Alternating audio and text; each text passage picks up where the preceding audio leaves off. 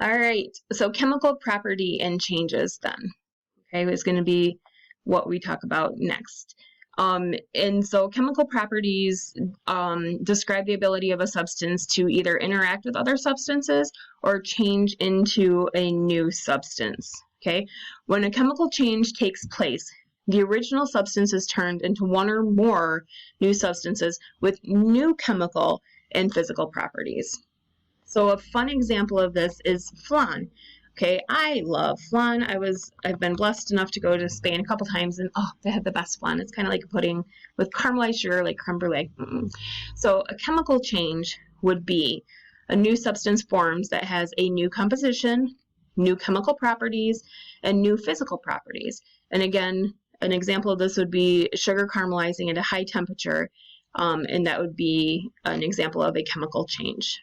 So you can see it's changing from a white sugar to a brown caramelized substance.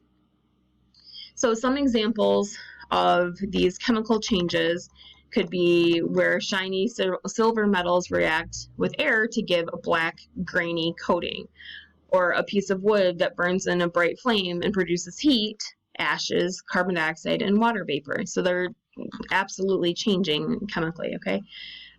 Heating white granular sugar to form a smooth caramel colored yummy substance is another example, or iron, which is gray and shiny that can combine with oxygen to form a rust, an orange red rust. Okay, so classify each of the following properties as either physical or chemical. I'll give you a second. You can pause me too. All right, ice melting in the sun is a physical change. Copper is a shiny metal. This is a physical property, okay? Paper can burn. That would be a chemical property. A silver knife that can tarnish. That, again, is going to be chemical. On the last one, a magnet that can remove iron particles from a mixture, that would be a physical property. Another one, classify each of the following changes as physical or chemical: burning a candle, ice melting in the street, toasting a marshmallow, yummy, cutting a pizza, or iron rusting on an old car. Again, the first one, burning a candle, is a chemical change. Ice melting on the street is physical.